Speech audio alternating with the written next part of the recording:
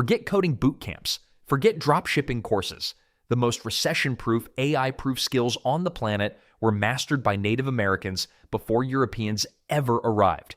And one of them is currently being sold for $400 an hour in Manhattan. Nobody's talking about this because it breaks everything the modern economy wants you to believe about success. 13,000 years. That's how long people on this continent spent perfecting the art of smashing rocks together to make something useful. And somehow, in 2024, you can make money doing the exact same thing. Flintknapping sounds like something your grandfather made up. It's not. It's chipping stone into razor-sharp tools, arrowheads, and blades. The kind of stuff archaeologists lose their minds over. Here's what nobody tells you.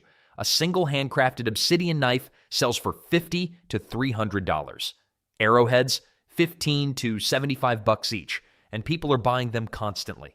Now I'll be honest. When I first heard this, I thought it was a joke. Who's paying that much for a pointy rock? Turns out, a lot of people. Renaissance fair enthusiasts, historical reenactors, hunters who want authentic gear. They can't get enough of this stuff. The learning curve? About 6 months to get the basics down. But here's the wild part. Once you know what you're doing, you can crank out a functional arrowhead in under 10 minutes. That's faster than waiting in line at the DMV, and way more satisfying. Starting costs are basically nothing. A hammerstone, an antler billet, and some raw flint or obsidian. You can often find the materials for free at certain geological sites. Your overhead is practically zero, but wait, it gets better. Obsidian blades are actually sharper than surgical steel scalpels. This isn't some hippie myth. Some surgeons have specifically requested obsidian blades for delicate eye surgeries because the cuts heal cleaner. So you're not just making crafts. You're working with a material that outperforms modern technology in certain applications. Of course, sharp rocks are impressive, but what about something softer? Something that hunters throw away by the thousands every single year. Here's where things get interesting. You know that deer hide most hunters just toss in the trash? That waste is worth between $150 and $400 if you know what to do with it. Brain tanning. And yes, I mean actual brains. Native Americans figured out something wild centuries ago. Every single animal has exactly enough brains to tan its own hide. Deer, elk, buffalo, doesn't matter. The math just works out perfectly every time. Nature's weird like that. The process uses the animal's brain matter to soften the hide into leather so buttery smooth it makes commercial stuff feel like cardboard. I've handled both. Trust me, there's no comparison. But here's what really got me. Modern tanneries use chromium chemicals. Toxic stuff. Brain-tanned leather. Completely non-toxic. Biodegradable. Your great-great-grandkids could dig it up and it'd still be in better shape than whatever came out of a factory last year. That's why historical reenactors and serious hunters pay serious money. We're talking $500 to $2,000 for finished buckskin clothing, a single jacket. The time investment? About 3 to 5 days of actual work per hide, not continuous work. You soak it, scrape it, brain it, smoke it. Plenty of downtime between steps. Now here's the business hack nobody talks about. Hunters have hides they don't want. Offer free pickup. Congratulations. You just built a supply chain that costs you nothing but gas money. Meanwhile, the raw material for your $400 product was headed for a dumpster. The leather lasts longer than anything commercial. Decades longer, actually. And the best part? The techniques that make this possible aren't limited to animal products. Plants can become gold mines too. Your backyard is basically a grocery store with terrible signage. Native Americans identified over 1,100 edible plant species across North America. Most still grow everywhere, and most modern Americans walk right past them to buy overpriced salads at Whole Foods. Here's where it gets interesting for your wallet. Ramps. Those wild leeks that fancy chefs obsess over sell for $20 a pound at farmers markets. Morel mushrooms, $30 to $50 per pound. But wild ginseng is the real jackpot. We're talking $300 to $800 per dried pound. That's not a typo. And the startup cost for foraging? Zero. Literally nothing. You just need to know what you're looking at. Now, I'll be honest, this is the one skill where getting it wrong actually matters. Misidentifying plants ranges from embarrassing to genuinely dangerous. Some lookalikes will ruin more than just your dinner. So proper training isn't optional here, it's mandatory. But once you know your stuff, high-end restaurants will hunt you down. Chefs are desperate for consistent wild ingredients. Wood sorrel, purslane, fiddlehead ferns. They can't get this stuff from their regular suppliers. The wild foods market in America exceeds $1 billion annually, and it's grown 25% in the past decade alone. What blows my mind is how sophisticated traditional foraging actually was. Cherokee, Lakota, and Ojibwe tribes mapped seasonal availability so precisely that modern ethnobotanists still use their calendars as regional guides. These weren't random gatherers stumbling onto dinner. They were scientists without lab coats. Speaking of turning plants into profit, some Native Americans didn't just harvest what grew wild. They cultivated specific plants that modern pharmacies would kill to stock. Here's where things get interesting. Basket weaving sounds like something your grandmother does at a craft circle. But those little hobby baskets are quietly selling for more than most people make in a week. We're talking $200 for a simple design, $15,000 or more for museum-quality pieces. And before you laugh, even beginners move their practice baskets for $50 to $100 at craft fairs. The materials? Free. Literally growing in ditches and backyards across America. Willow branches, pine needles, sweetgrass, white oak splits, river cane, all of it just sitting there while people drive to Hobby Lobby and spend $60 on plastic craft supplies. I tried weaving my first basket last summer. Looked like a bird's nest after a hurricane. Still sold it at a flea market for $35 because someone wanted rustic decor. Rustic decor. That's what we're calling my failures now, but here's what nobody tells you. A skilled weaver finishes a medium basket in 8 to 15 hours. Do the math on a $200 piece. That's solid money once your fingers figure out the rhythm. And speaking of fingers, doctors actually recommend basket weaving for arthritis patients. It keeps hands mobile and flexible. So you're basically doing physical therapy that pays you instead of charging you $300 per session. The real money, though? Sweetgrass baskets from the South Carolina coast. Gullah Geechee weavers blend African and Native American techniques into pieces that sell faster than they can make them at Charleston markets. Tourists line up. Collectors call ahead. Some weavers have waiting lists stretching months out, all from grass that grows wild near the beach. But baskets aren't the only thing Native Americans grew that turned into serious money. Here's where things get really interesting. Remember those herbal supplements lining pharmacy shelves? Echinacea, golden seal, black cohosh. Native healers were cultivating these plants centuries before anybody slapped a label on a bottle. And now, it's a $163 billion industry. The craziest part is what's happening with American ginseng. Wild harvested roots fetch $500 to $800 per dried pound. That's not a typo. Poaching the stuff is actually a felony in many states because people were literally sneaking through forests at night with headlamps. But here's what most folks don't realize. Growing ginseng yourself? Totally legal. I spent 3 years researching this because, honestly, I thought it was too good to be true. It's not. You plant it in shaded woodland, wait 3 to 5 years, and harvest roots that buyers actively compete for. Then there's golden seal, $70 to $100 per dried pound. Grows beautifully in the same shady conditions. The Cherokee used it for skin ailments and digestive issues long before it became a top-selling supplement. But why are these native plants worth so much? Simple. They can't be factory farmed effectively. Big pharmaceutical companies have tried. The plants need specific conditions, specific soil microbes, specific shade patterns. Nature doesn't cooperate with assembly lines, which means small growers win. They call it forest farming now. Fancy term for what indigenous people did for thousands of years. A quarter acre of woodland, properly managed, can generate $10,000 annually once your plants mature. Echinacea alone, which Plains tribes used for everything from toothaches to snake bites, is now America's best-selling herbal supplement. Your grandparents' backyard could literally become a pharmacy. But growing medicine is one thing. Teaching survival skills? That's where the real surprise income hides. Here's the thing about fire.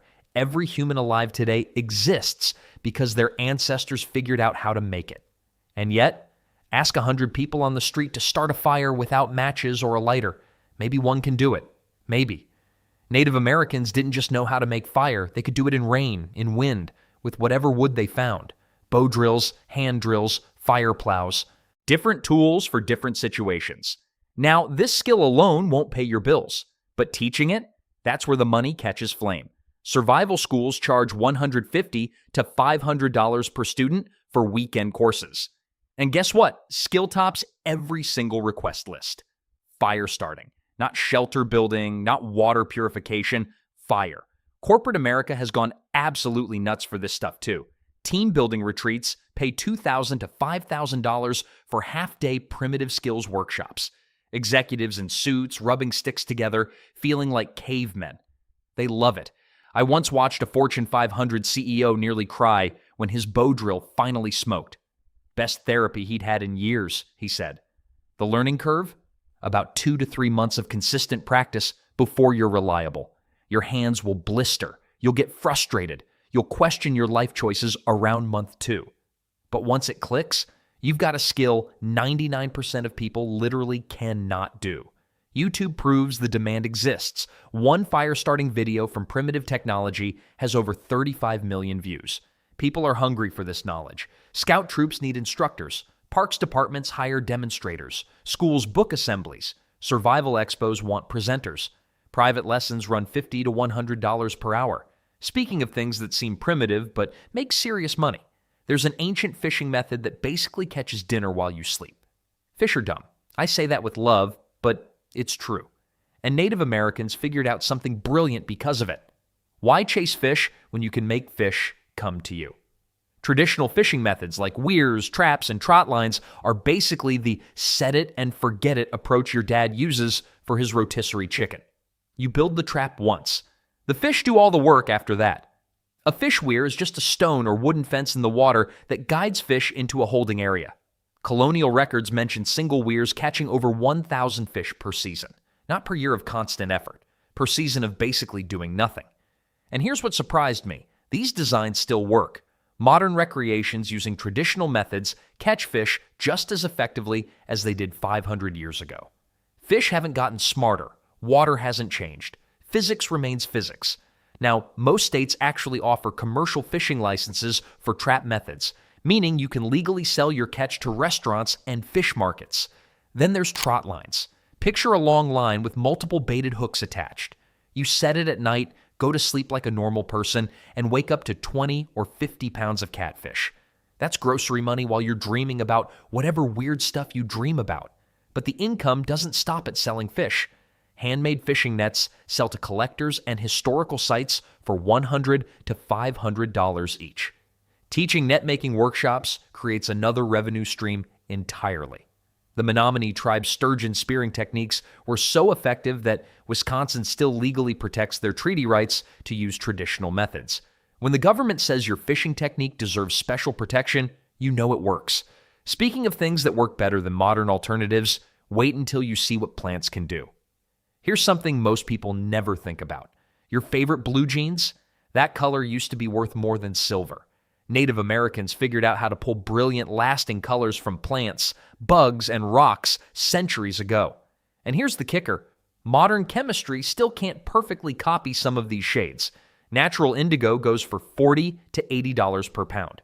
Cochineal, that deep red made from actual insects, sells for over $100 per pound to textile artists. Meanwhile, synthetic dyes cost pennies. So why pay more? Because natural dyes age like fine wine. Synthetic colors fade and look cheap after a few washes. Traditional dyes actually get more beautiful over time. The fashion world finally figured this out, and now they're scrambling. The slow fashion movement basically told fast fashion to take a hike. People want clothes that mean something. Small batch dyers are so overwhelmed with orders they've got waiting lists. Let that sink in. Waiting lists for fabric coloring. And the raw materials? Often free.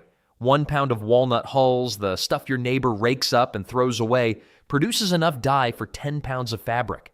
I once asked a guy if I could collect his fallen walnuts. He looked at me like I'd offered to clean his gutters for fun. Navajo weavers using traditional dyes sell blankets for $5,000 to $50,000. But you don't need that level of mastery. Amateur dyers sell naturally colored yarn for $30 to $60 per skein. Workshops teaching these techniques charge $75 to $150 per student. Color that lasts forever, made from stuff growing in ditches. But dye is just one thing you can create. What about building entire structures the old way? Here's the thing about Native American shelters that nobody talks about. They weren't just good enough. They were engineered masterpieces that modern architects are still trying to figure out. Take the ancestral pueblo and cliff dwellings at Mesa Verde. Comfortable temperatures year-round, no heating, no cooling, just smart design. Meanwhile, we're paying $300 a month to keep our boxes at 72 degrees. But here's where this gets interesting for your wallet. Glamping exploded. And I mean exploded. People will pay $150 to $400 a night to sleep in something that looks like it belongs in a history book. Traditional wickiups, wigwams, earth lodges, they're booking solid year-round at some locations. One couple in Oregon figured this out.